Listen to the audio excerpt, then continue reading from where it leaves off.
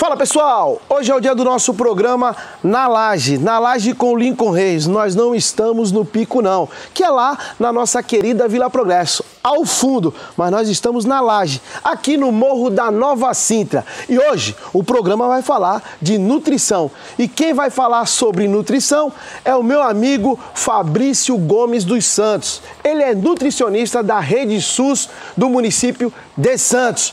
Produção, tá comendo banana ou tá comendo maçã? Roda a vinheta.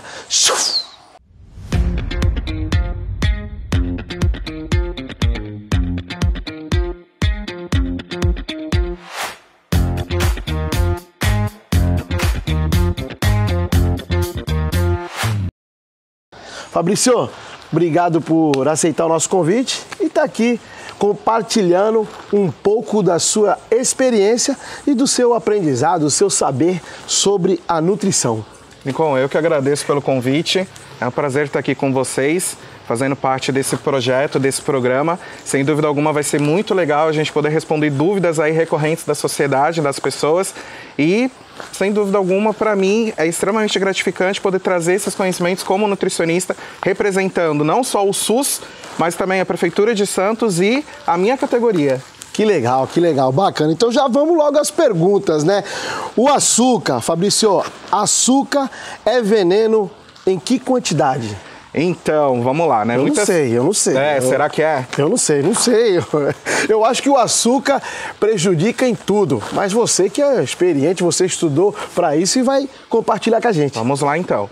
Gente, é extremamente importante a gente entender que restrições, sejam elas quais forem, podem causar problemas para o organismo. Então, quando a gente fala do açúcar, a gente não está falando simplesmente do açúcar de mesa ou açúcar refinado branco que a gente conhece, que é super manipulado pela indústria. Existem vários tipos de açúcares, né? Então, desde que a pessoa não tenha restrições com açúcar ou com carboidrato de uma maneira geral, no caso de pessoas que têm um diabetes tipo 1 ou um diabetes tipo 2, então a gente pode sim equilibrar isso na alimentação para fazer com que a pessoa consuma esse alimento, né, esse nutriente de maneira regrada ao longo do dia, ao longo da semana, principalmente no âmbito social. Porque quando a gente sai para alguma atividade, alguma comemoração, festa de casamento, de aniversário, o que a gente vai ter ali à nossa disposição, de fato, vão ser alimentos que são ricos em sabores e que têm açúcar na sua composição, né? O segredo é o equilíbrio e não zerar a ingesta do açúcar.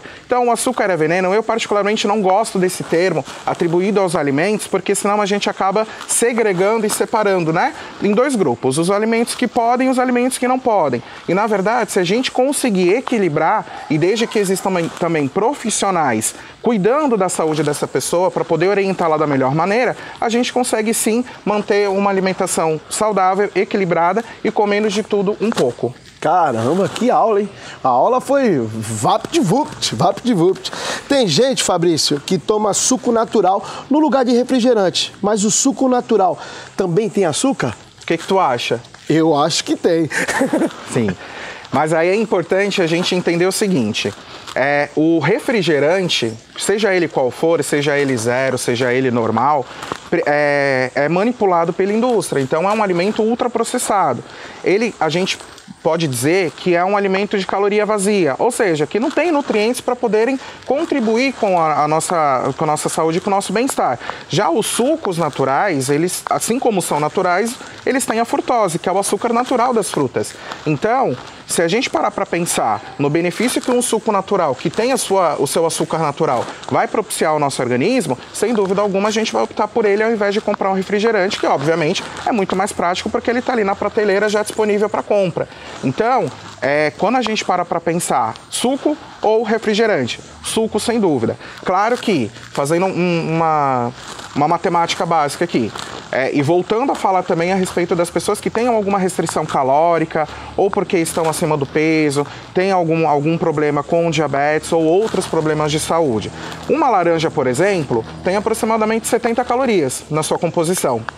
Se eu pegar uma laranja ou duas laranjas, que vai dar em torno de 140 calorias, e diluir num copo de suco, eu não vou ter tanta caloria ali que vai me fazer, por exemplo, ganhar peso.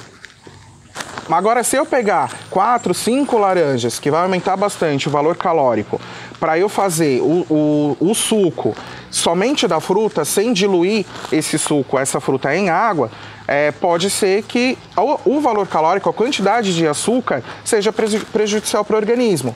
Porém, ainda assim, comparado com um refrigerante, que é basicamente água, açúcar e aditivos químicos que a indústria coloca, até para melhorar o paladar e aumentar o tempo de vida desse produto na prateleira dos supermercados e do comércio em geral, o suco natural ainda assim é mais benéfico para o organismo.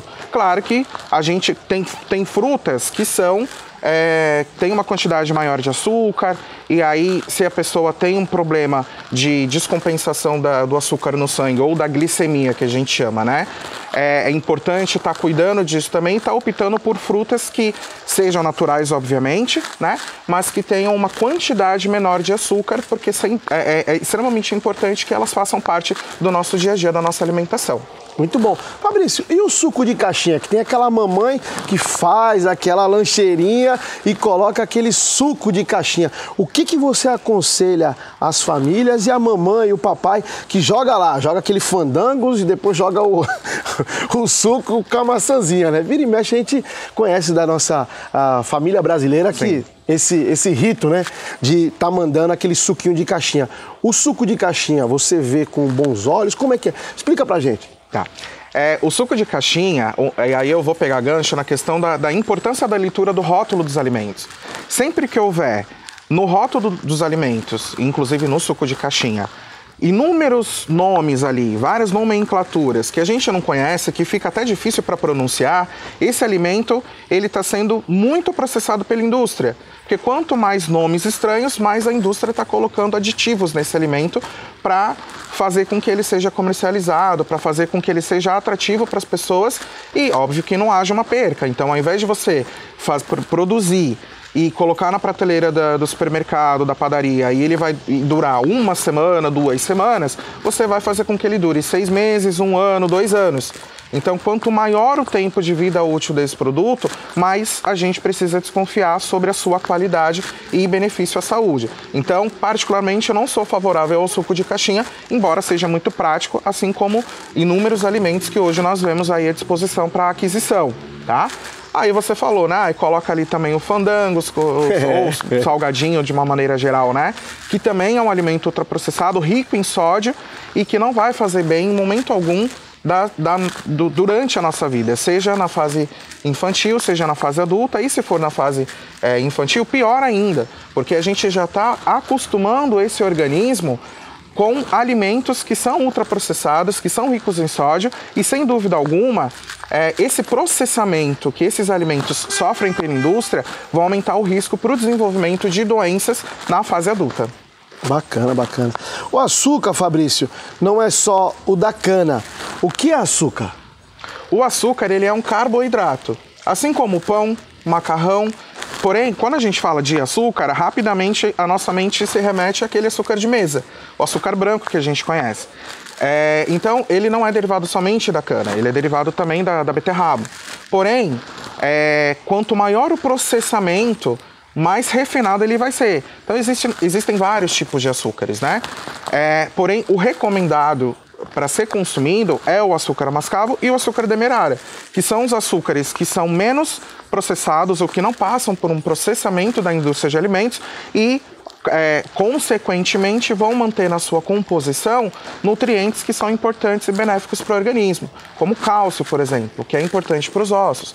Então, se a gente conseguir fazer uso desse tipo de açúcar, sem dúvida alguma a gente consegue dosar melhor e ter até mais prazer na nossa alimentação, porque é um produto de uma qualidade melhor, se comparado com o açúcar refinado, que é mais barato e que particularmente eu acho que não deveria ser, porque se a gente parar para pensar, quanto mais a indústria precisa manipular um alimento, mais trabalho você precisa dessa indústria. Então, supostamente, se a gente pensar a grosso modo, esse alimento deveria ser mais caro, só que não é. O açúcar orgânico, o açúcar demerara, o mascavo, que demandam uma manipulação menor, acabam sendo mais caros do que um açúcar refinado, que passa por vários procedimentos e tem ali, não tem praticamente nutrientes na sua composição e acabam tendo muitos aditivos também para que aumente o tempo de vida útil, para que ele fique branquinho, como a adição do enxofre, por exemplo, na composição, além de outros aditivos químicos, para fazer com que ele fique naquela coloração branca que a gente conhece. Bom, Fabrício, você colocou muito bem aqui essa, como é que fala assim, essa matemática, né? Sobre a manipulação do açúcar, né? O refinado requer mais pessoas trabalhando em cima dele. O mascavo, qual a origem dele? Mascavo. O mascavo, ele é derivado da cana. Entretanto, ele é derivado do cozimento da cana. Então, a partir do momento que a indústria pega essa cana e submete ao aquecimento, ela vai conseguir obter, então, esse açúcar escuro, que é o açúcar mascavo. Então, ali, se a gente pegar o açúcar mascavo, que tem uma cor escura, marrom, ele é mais úmido, e pegar o branco, a gente já sabe que não foi adicionado ali nesse açúcar, por exemplo, o enxofre, que vai ser responsável por essa coloração branca, como eu acabei de citar. Então, ele é mais saudável porque você, em uma etapa, você consegue ter um produto à disposição das pessoas, da sociedade, mantendo os seus nutrientes na composição. E olha que bacana, o refinado, eles colocam aditivos, né, que encarecem um pouco mais. Exatamente. E o mascavo não tem esses aditivos e é mais caro lá na prateleira do supermercado. É bacana, é bom saber para as pessoas entender como é que funciona, né, essa matemática. Fabrício, quais os perigos de embutidos e alimentos zero açúcar em relação ao teor sódio? Tá. É importante a gente primeiro pensar que o sódio, ele não é somente para salgar o alimento, né? Quando a gente fala de sódio, a gente pensa em sal, a gente pensa em dar sabor. O sódio, ele também age no produto como um conservante. Então, através do uso do sódio no alimento, a gente vai conseguir o quê?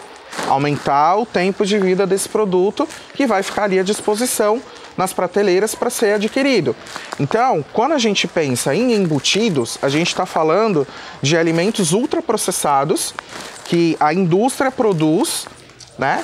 Como presunto, salame, peito de peru e outros mais, que além do sódio, que é altíssimo, ele também vai conter outros aditivos químicos que inclusive podem ser, a longo prazo, maléficos para o organismo e podem inclusive gerar o câncer, como por exemplo o nitrito e o nitrato.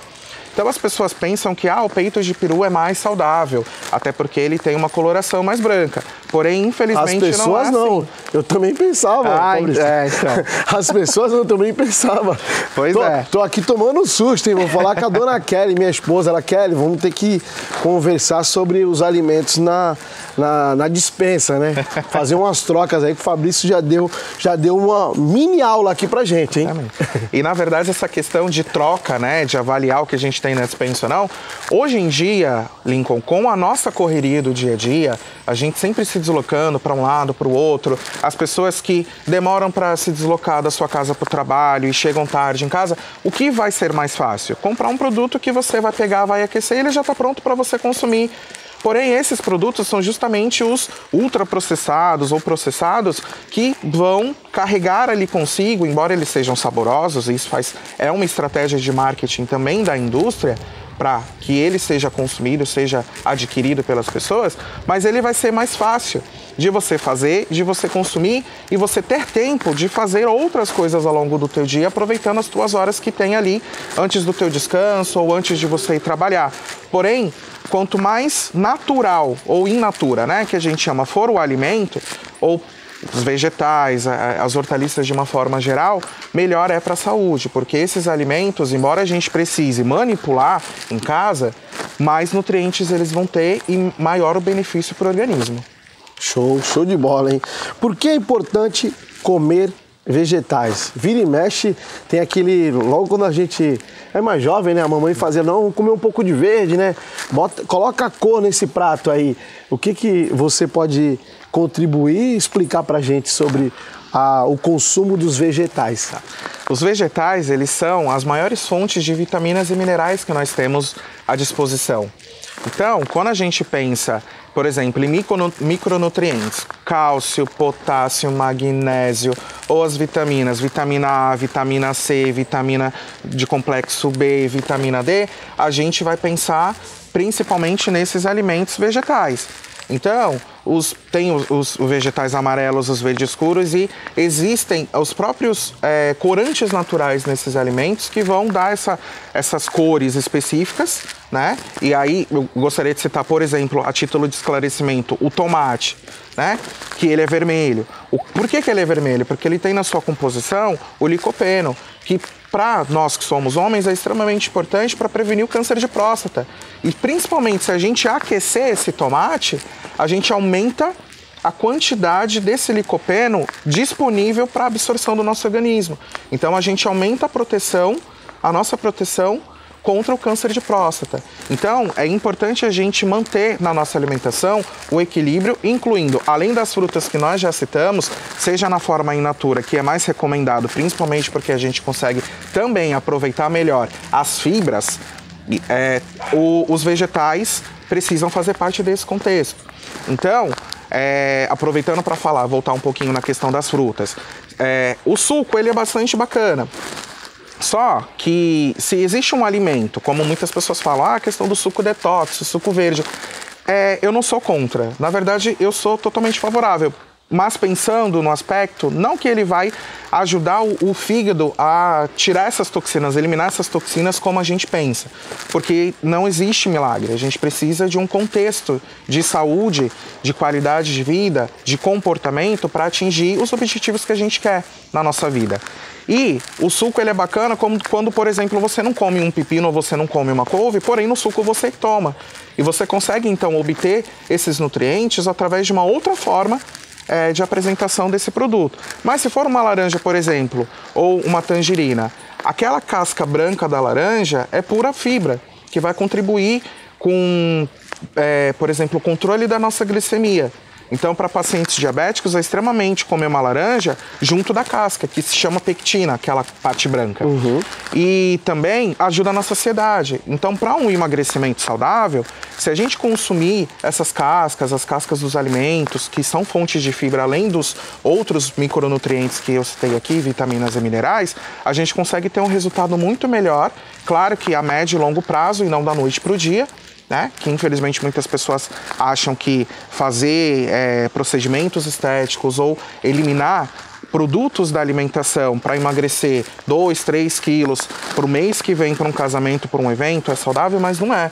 Então a gente consegue a médio e longo prazo atingir esses objetivos com qualidade de vida e saúde. É isso aí. Tem parente, Fabrício, de paciente que está internado, que sempre leva escondidinho na bolsa algum alimento para fazer a vontade do paciente. Sim. Já houve casos de pacientes que não podiam comer e passaram mal? Isso acontece bastante, aí eu vou focar na minha prática hospitalar. O que você recomenda? Isso, eu vou focar na minha prática hospitalar, porque é muito comum que nesse momento da internação em que o paciente está debilitado, precisa de cuidados específicos, a família queira acalentar, e aí a alimentação com foco, com base em tudo isso que a gente comentou, ela também é prazerosa e traz conforto. Então, se você consegue, além da presença sua ali junto do paciente, para poder auxiliar a equipe de saúde, também levar alguma coisa que o paciente está acostumado a comer em casa, isso pode ser benéfico para o psicológico do paciente, para o emocional. Porém, existem critérios, existem regras. E dentro da unidade de saúde, a gente consegue controlar o que o paciente está recebendo de alimentação. Agora, o que vem de fora, a gente não consegue controlar. Por quê? A gente não sabe qual é a procedência, a gente não fez um controle de temperatura para saber se está adequado para ser servido para o paciente. A gente, se for um tempo, por exemplo, quente, e o ambiente hospitalar, que já é contaminado por si só, pode acabar prejudicando esse alimento, principalmente se forem alimentos à base de proteína, como danones, que são mais práticos, iogurtes que são mais práticos, que você compra e você leva para dentro do hospital. Então existem regras. E para que essas regras sejam manipuladas, sejam, digamos, adequadas, é importante que a família ou o próprio paciente que esteja conversando e queira consumir algo diferente daquilo que é ofertado no hospital, converse com o nutricionista, com a equipe de nutrição, para solicitar e explicar a demanda. Porque muitas vezes os pacientes carregam muitas dificuldades para se alimentar. E, de repente, a gente consegue contribuir com a melhora do quadro clínico dele, autorizando que entre alguma refeição de casa, de fora, no hospital. Porém, a gente precisa respeitar, porque se eu estou acompanhando o meu pai, minha mãe, algum parente, algum amigo, e alguém do lado, que eu não conheço, que eu nunca vi na vida, não tem, ou melhor, tem diabetes, hipertensão, problema pulmonar, um problema cardíaco. Essa pessoa, que tem vários problemas de saúde, requer uma atenção maior e precisa de algumas restrições e adequações alimentares para contribuir com a sua recuperação e para não agravar também os seus problemas de saúde. Principalmente porque a pessoa, quando entra no hospital, ela já está num processo mais debilitado e mais avançado do seu problema de saúde. Se eu quero agradar o meu amigo, o meu familiar, e eu vou dar também aquilo que eu estou dando para o meu parente, para aquela pessoa, eu posso sim contribuir com aumento da glicemia, com aumento da pressão, e aí esse paciente vai precisar tomar mais medicações desnecessariamente. A equipe de saúde pode chamar atenção, então pode se gerar algum conflito desnecessário, embora a gente trabalhe muito com o acolhimento e com a orientação das famílias e dos pacientes para que a gente consiga desenvolver o nosso trabalho. Porém, isso é extremamente perigoso, até porque pode ser que esse paciente, que eu nunca vi na minha vida, tenha alguma alergia ou intolerância alimentar. E aí eu vou dar para ele um iogurte e ele tem intolerância à lactose, e o que vai acontecer? Ele vai ter náusea, vômito, diarreia, o abdômen vai ficar distendido, ele vai ficar desconfortável, não vai conseguir se alimentar melhor nos outros horários, vai precisar de outras medicações ali para fazerem o controle desses sintomas característicos. As medicações podem não ser absorvidas adequadamente, então a gente precisa ter muita cautela quando a gente estiver dentro do hospital. Fabrício, como a gente pode substituir o pão ou carboidrato? O pão, ele é um carboidrato. Sim. Agora, existem muitas diferenças na qualidade. Por quê? Um pão branco, o famoso pão francês que a gente encontra na padaria, pão de cará, eles são pães que... Olha, o pão de cará virou patrimônio da cidade. Eu vi agora há pouco. Virou patrimônio da cidade, o pão de cará. Que é uma delícia, diga-se de passagem, né? E macio, disputa ali na prateleira, sim, né? Disputa com aquele pão francês, né? O pão de cará. Exatamente. Quando a gente não vai, compra os dois, né? É isso. E do meio, né? Que eu acho que eu sempre compro o pão de cará do meio. Do meio. Eu não gosto daquelas outras partes do lado e nem da ponta. É isso aí. É bacana a gente falar a respeito disso, porque o carboidrato, ele é fundamental para o organismo. E o carboidrato, ele é um macronutriente. Por quê? Porque a quantidade necessária para o organismo é grande, né? Então, quando a gente fala de macronutriente, a gente está falando de carboidratos, gorduras ou lipídios e proteínas. Diferente dos micronutrientes, que são as vitaminas, os sais minerais, né? E o pão, ele é um carboidrato. E no nosso organismo, ele vai ser a nossa fonte principal de energia. Só que a gente precisa pensar sempre na qualidade. Porque, por exemplo, a gente gosta muito de pão, aí a gente come pão manhã, tarde e noite. Então, 3 pãezinhos franceses, pãozinho de cará, a gente não tira o miolo, compra porque é uma delícia, principalmente quentinho, que a gente passa a manteiga ou a margarina e derrete, né?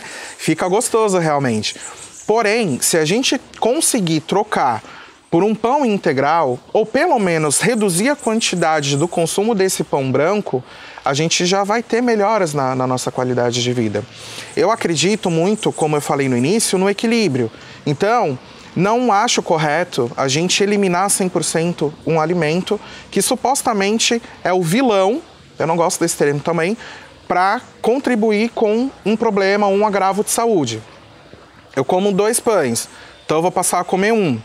Aí eu vou escolher o horário, vou tirar o miolo, então eu já vou diminuir a quantidade do carboidrato.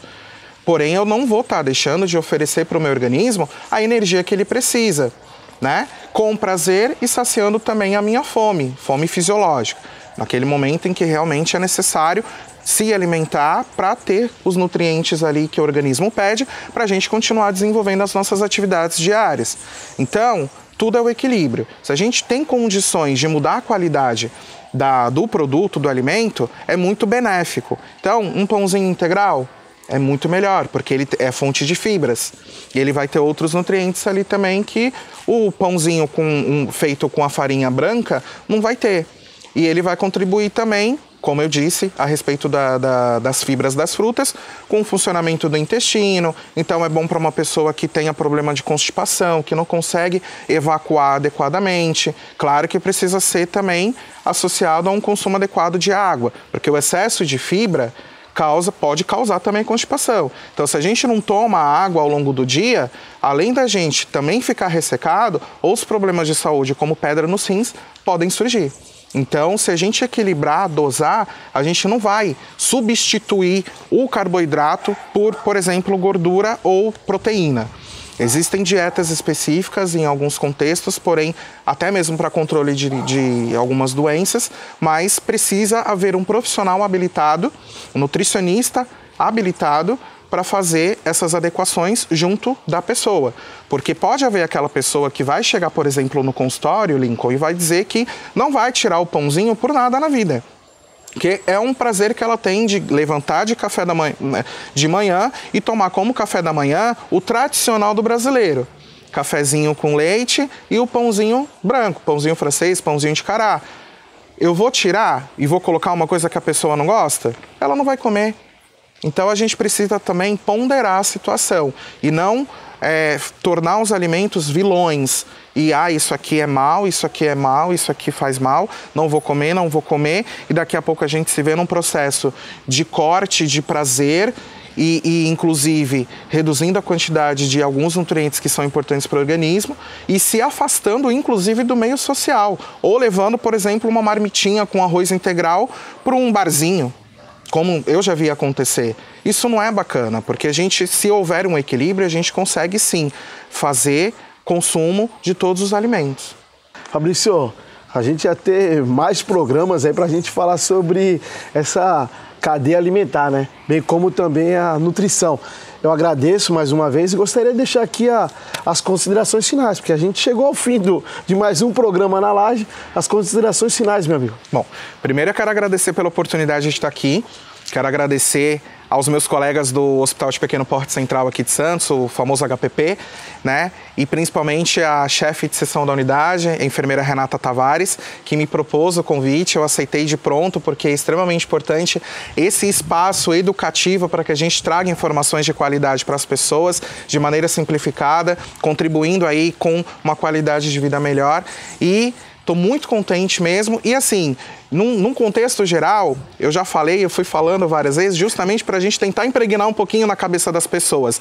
Não fazer as coisas achando que vai ser legal, que vai ser benéfico, se a gente não tem um conhecimento de causa e acha que aquela matéria específica que acabou de sair na internet vai direcionar a gente por um objetivo bacana, uma dieta específica que vai ser tudo de bom que a gente precisa. Sempre fazer exames regulares, pelo menos a cada ano, dependendo da situação, a cada 6 meses, passar com especialistas, com nutricionistas, com médicos e sempre estar obtendo as informações em fontes confiáveis e até mesmo perguntando para os nossos profissionais aí de referência onde eles podem conseguir essas informações para que a gente consiga, então, ter uma qualidade de vida melhor.